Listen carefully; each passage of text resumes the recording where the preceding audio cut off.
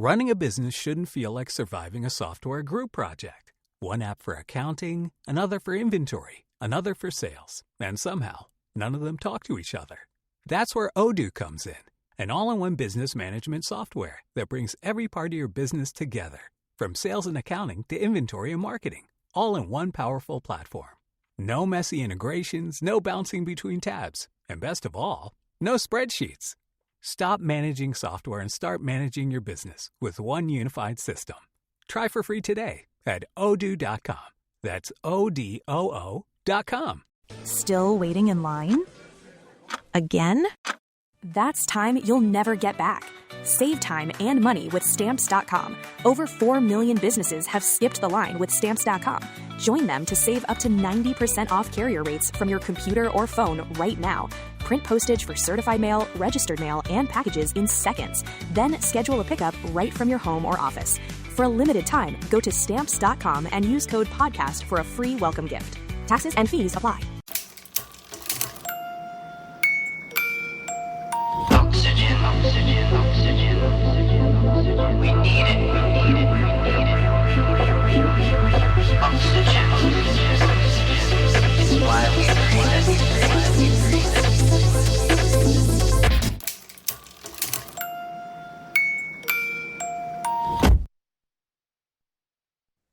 Hey everyone, welcome back to another episode of Small Business Stories. You know me, Dr. LL, Laura Lynn Mears, host of the show.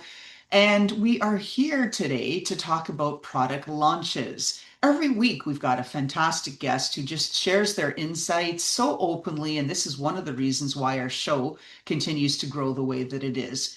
And it's also a big reason because of your listenership. So we certainly appreciate that. So in the house today, we've got Lon Riley. He's the founder of the DPI Laboratory in Catalyst Printers. And you're thinking, okay, where's this going? Well, he's here to talk to us about the ups and downs, the perils, right, and the benefits of launching new product lines. And he's very nice and graciously agreed to talk quite candidly about the mistakes that he's made, how he's overcome them, and the adjustments and things that he's had to do based on those lessons learned. So Lon, with that, welcome to the show. Thanks, Dr. LL. Appreciate being here. Well, this is what it's all about, right? We're all in the business of making money. I mean, yes, there are nonprofits and folks that we do have on the show who have more mission-centric sorts of approaches and needs that they're doing. But as entrepreneurs, as small business owners, it is about making money. And one of the ways that you can keep up is by introducing new products that the market is looking for. So talk to us now, a year plus after you've done like a big launch. What's the reality, right? Everything looked good in planning, but what happened after the fact that surprised you? And then we'll rewind it and figure out what you did along the way to make corrections.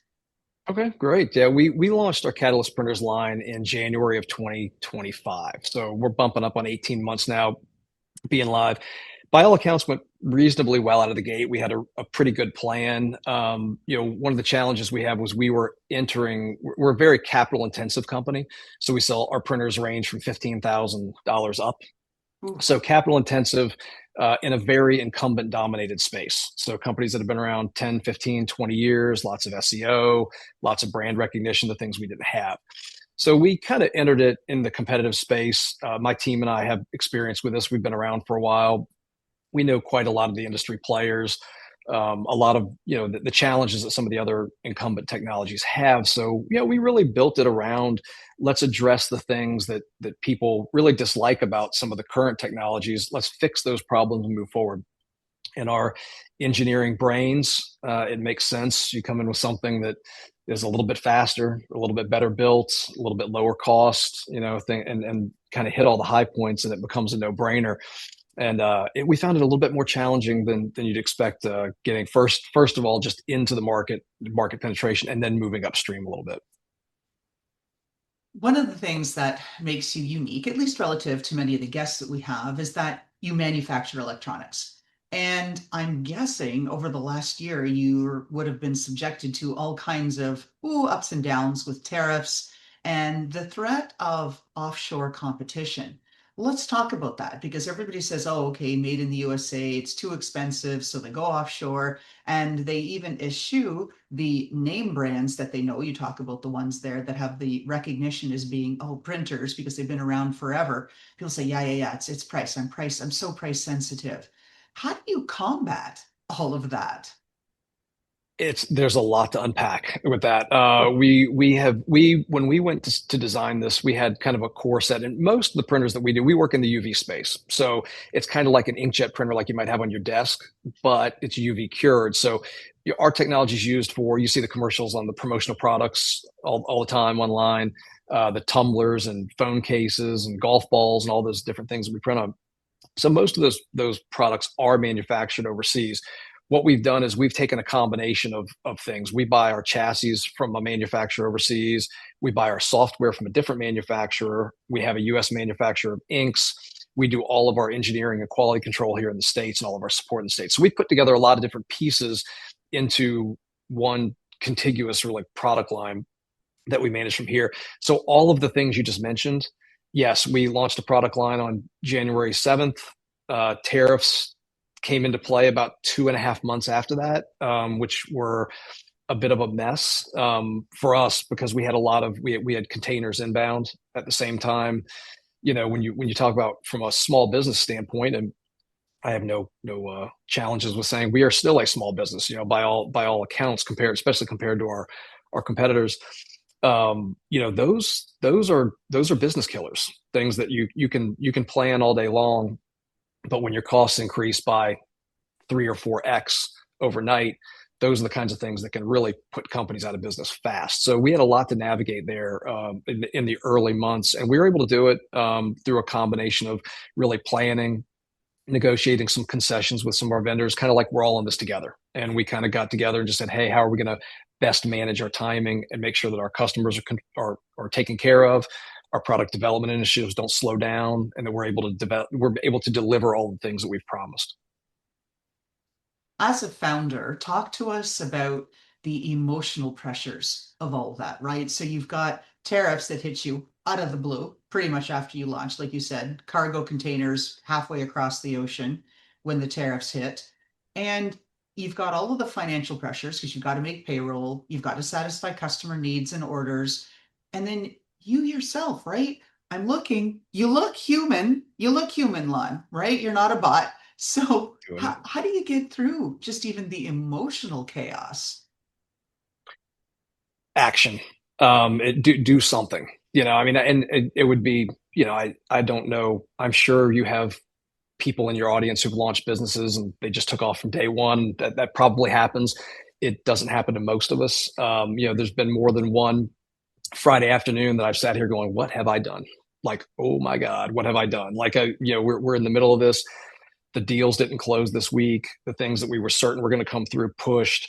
The prices that we had been quoted on things have now tripled, and we've got to figure out how that's going to work and timing. It's hard. I mean, it's really hard. And the reality is two things. One, take action. If there are times our social media, we thought this is going to be the viral hit that everybody looks at and nobody cares. Do it again. I told my wife the other day, I was working on one project and I've been through probably 30 iterations of design to try to get to the end. And I told her, I said, I don't know what I'm going to do. I've done this 30 times and it hasn't worked. And she says, get ready for 31. Right. And that's it. Do that. And then two, I think the other thing has been visualize success, visualize what this is going to look like when it does, because it will. You keep jamming, you keep hammering, and understand that you're probably doing better than you think. I've had a couple conversations recently with other founders, and that's another one. Ask for help, ask somebody, because somebody else's opinion is going to be different, and you're probably doing better than you think. You're in your mind, the legendary performance that was going to happen in year one may or may not. It may take two. It's everything costs 3 to 5 times as much as you budget, and it probably takes twice as long to get there. So, in spite of the best laid plans, problems are going to happen. And I think if you take action, visualize success, and really ask others and kind of act on those opinions. And I'm smiling here, not laughing at your pain, Lon, not at all. I'm laughing with you because when you said, well, things don't go as planned, and then things cost more than you think that they're going to, and it's harder, and it's really freaking hard, and you do it 30 times, then you go, oh, okay, now what do I do? Well, like your wife said, right? You do it 31 because that's what you got to do. And at some point, I do think all of the things line up, and it comes through grit and tenacity and chasing the right problem. I've spent time chasing the wrong problem for sure, and we all know how that ended up. But if you're chasing the right problem, I do believe you can get there. That's a big deal. And I mean, it's my partner has a sign that is always behind him that says laughter is the only way out. I mean, and so sometimes, that does help to just kind of put a little different focus on what you're doing. But yeah, and it does, especially when things get difficult, you do have to reevaluate. You don't want to chase because we were so convinced this is the right way to do things. This is the right product line. This is what people want.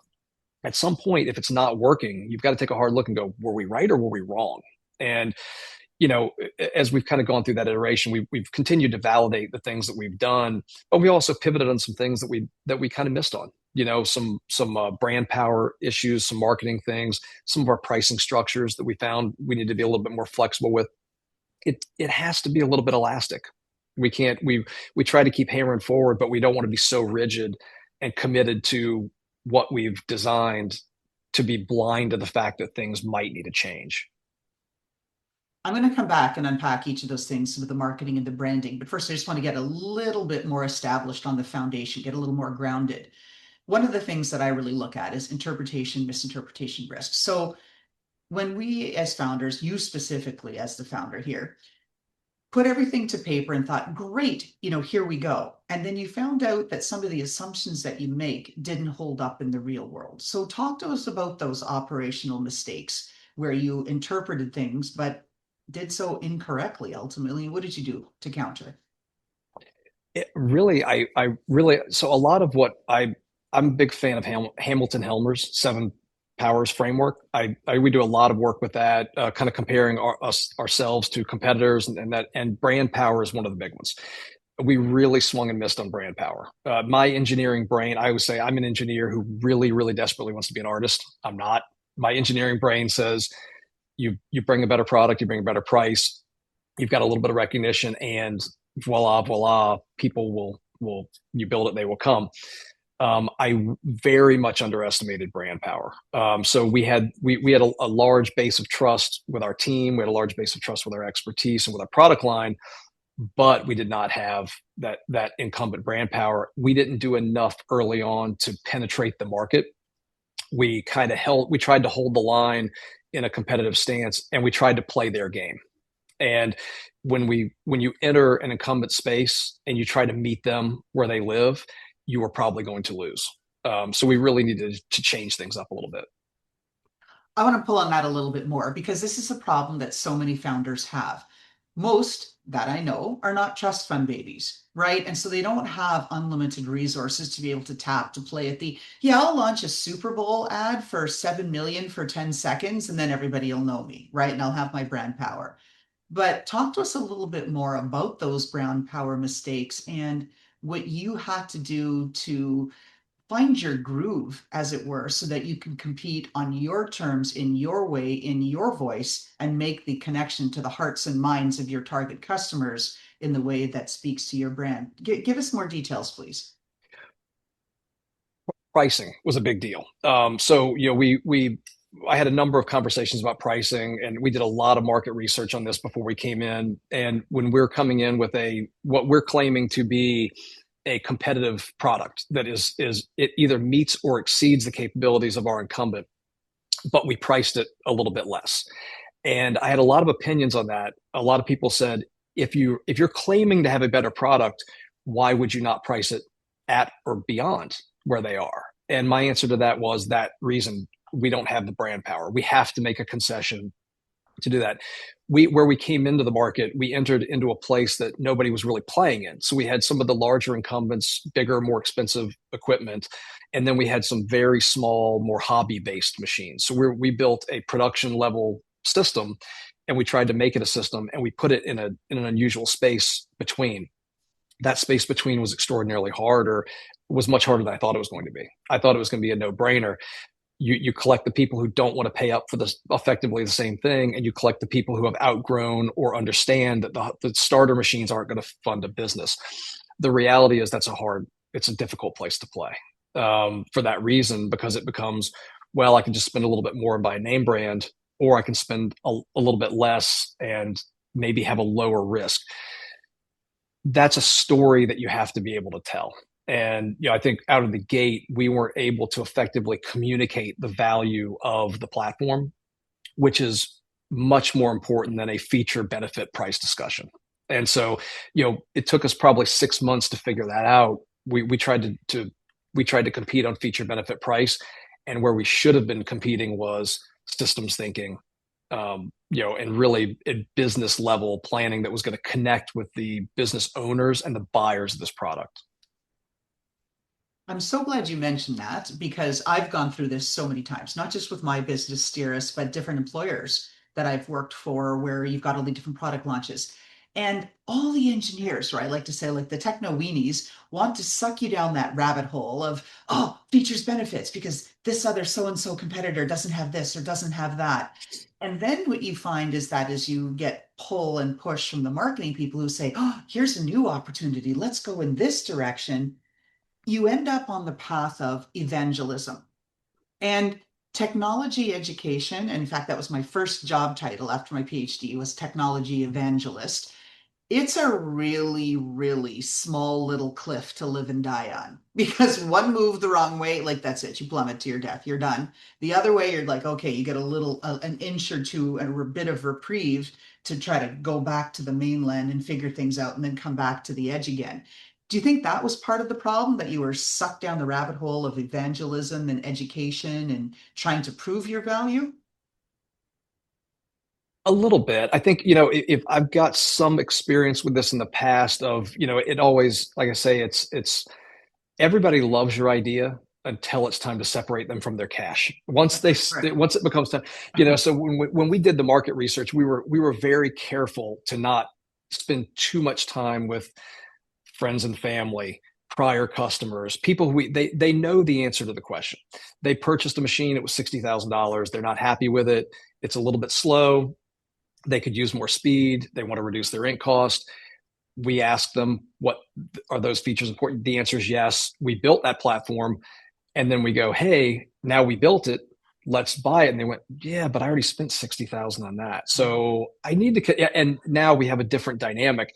It's not selling on the features and benefits because we clearly win on that. It's changing the conversation into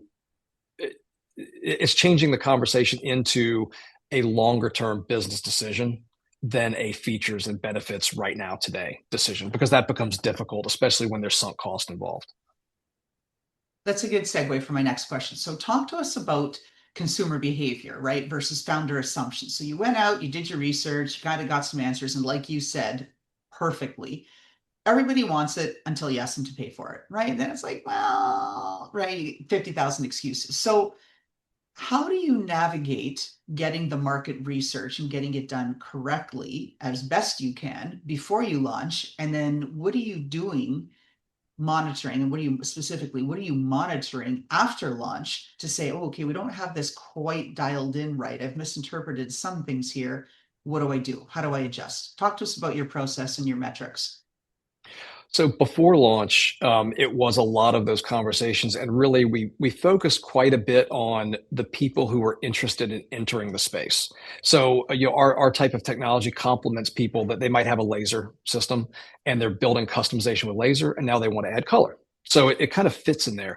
They have embroidery and they're doing clothing, but they want to add promotional products. So we went to a lot of those customers and said, hey, if you were to enter this space, what are the challenges? What are the things that you really don't care for with the current systems? Why haven't you done this already? And we went after those. I will say that we spent a lot of time on those markets, which we should have. We should have spent more time on the conversion market. What would it take you to switch from your current solution? What would be the inflection point at which you would say, okay, we're going to scrap that one and we're going to come over to yours? 85% of our customers are probably 85, maybe even a little bit higher, are new entrants into this technology. We do have a small portion that we have converted from other brands, but it's not the level of penetration that I would have liked to see so far. So we've had to pivot around that. Your situation almost begs for a buyback program where you're like, we'll buy the expensive 60,000 incumbents printer. We're going to take it back and we're going to resell it. Maybe not necessarily on the dark market, but there's always a secondary, whatever aftermarket opportunity. Even if you sell it for parts and strip it, it can be worth more separated into parts than it can as a whole. But talk to us about the pressure of your team and everybody else saying, no, no, no, no, we're starting to panic. We got to do this long. We can't. We need to make changes. And you say, no, we are committed to this. We're going down the path. How do you balance that decision integrity? I guess the good thing with having a smaller team is there are only so many things we can handle at one time. So we have to be super careful with our time and how we prioritize those things. So, and I may be the biggest culprit in this one. I may be the biggest problem of the one who's coming up and going, here's the new idea. Hey, I have this idea. Hey, we should go this. We should do this market. And we got this product idea. I'm probably the one who's the worst at that, but I do tend to keep it in check. My partner is a very operationally focused person, and he's the one that kind of says, hey, we agreed to these three. If you want to add four, you need to pick one of those three to remove because we physically can't handle it. We need to focus on this area. We also, I've worked with many companies that are very busy chasing rainbows, sell anything to anyone at any cost. Whatever new idea comes around, we stop what we're doing, we pour all the resources into it. So I know how bad that can be when it gets out of control. So we have been even with the ideas, which is the fun part. I mean, the reason I do this is because I like the technology and I like creating things and I like having fun. So some things I do choose to do simply because they amuse me and I really like it, but it can't be anything that really affects the core of the business. And so we are careful about changing anything that's fundamental to the core of the business. We have a longer term plan for lanes that we want to add. At this point, though, 18 months into a product launch, it really is about the product and the customer and the service and the delivery, because you really don't have room for errors there. One bad Google review, I got the machine, I don't like it, is disastrous for a brand in the first 2 years. So we're ultra cautious with the process and the product, which is where our focus has to remain.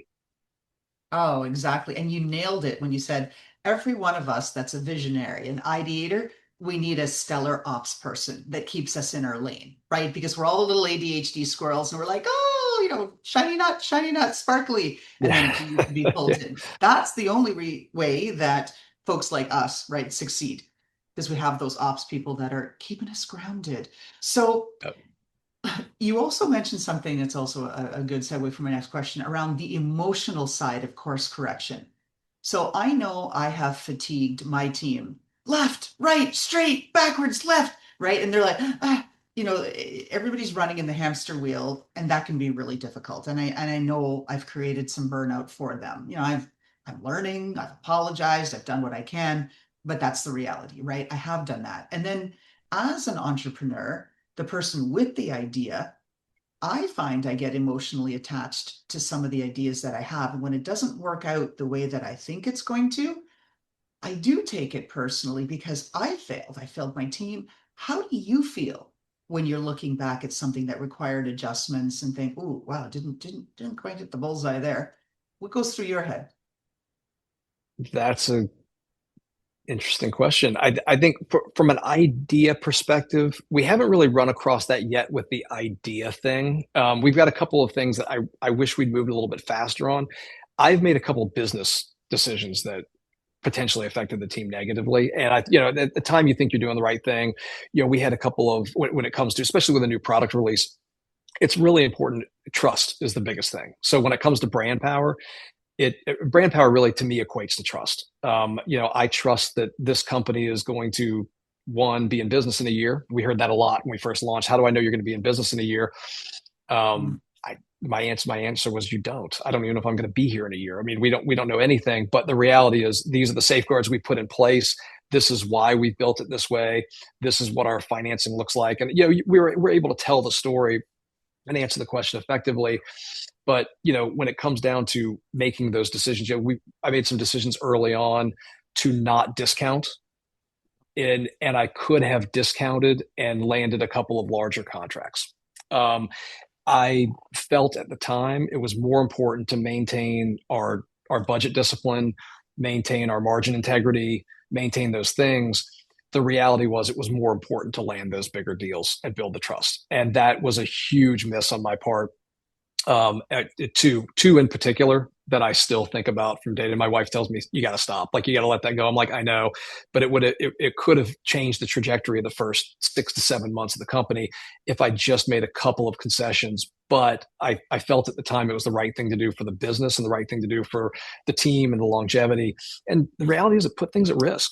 And they're mistakes that, the sin is not making the mistakes. The sin is not recognizing them and then making them over and over again. So I think we've corrected course on that and made that. But those were stressful moments because it did feel like I put the company a little bit at risk with those decisions, meaning I put my team at risk, which is, to your point, extraordinarily. It's probably it's the most stressful thing. Oh, yes.